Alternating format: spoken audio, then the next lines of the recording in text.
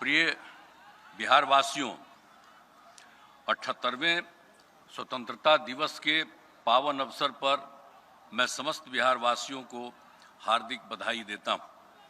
आज का दिन हम सभी भारतवासियों के लिए गौरव का दिन है। राष्ट्रभक्तों के साहस, त्याग एवं बलिदान के फलस्वरूप 15 अगस्त 1947 को हमारा देश आज़ाद हुआ।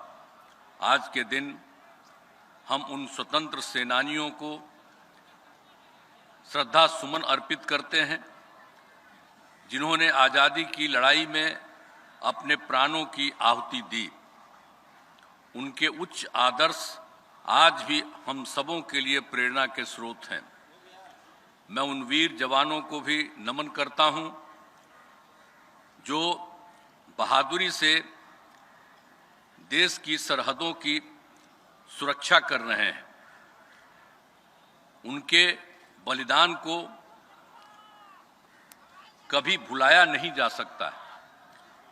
देश की रक्षा करने वाले भारतीय सेना का हम अभिनंदन करते हैं।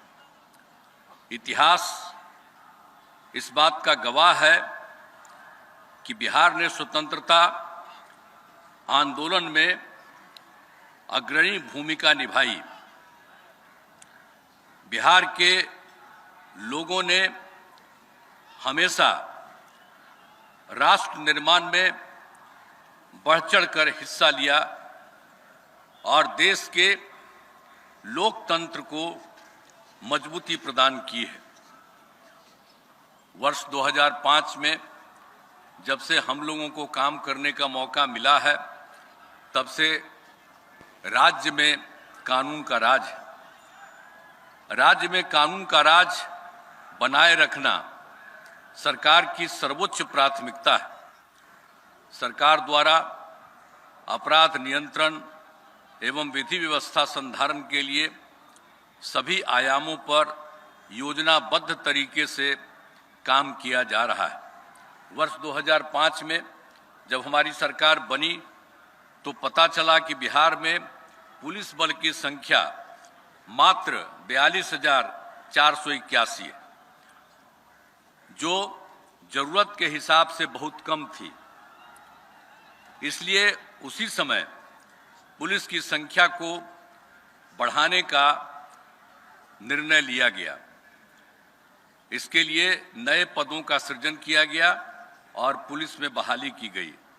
अब पुलिस बल की संख्या बढ़कर 1,10,000 हो गई। लेकिन हमने 2023 के पहले भी सुझाव दिया कि हमारी जरूरतों के हिसाब से पुलिस की संख्या को और बढ़ाया जाए। तब पदों की संख्या को बढ़ाकर 2,27,000 तय किया गया है और बहाली का काम शुरू हो गया है। इसी अगस्त माह में पुलिस के 21,000 पदों के लिए परीक्षा आयोजित हो रही है।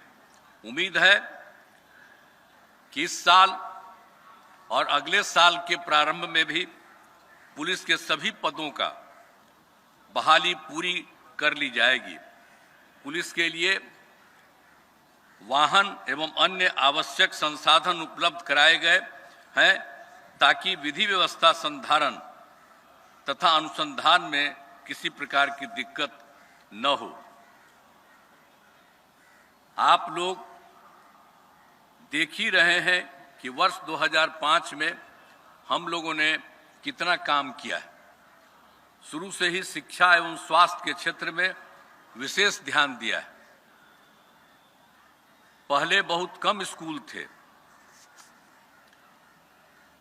और शिक्षकों की काफी कमी थी, जिसके कारण स्कूलों में ठीक से पढ़ाई नहीं होती थी। गरीबी के कारण 5वीं कक्षा के बाद लड़कियां भी पढ़ नहीं पाती थी। इसलिए सबसे पहले अनेक नए स्कूल खोले गए और कई स्कूलों में नए क्लासरूम बनाए गए।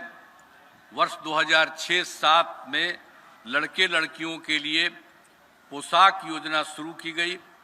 वर्ष 2008 में 9वीं क्लास की लड़कियों को विद्यालय जाने के लिए साइकिल योजना चलाई गई और बाद में वर्ष 2010 से लड़कों को भी साइकिल दी गई।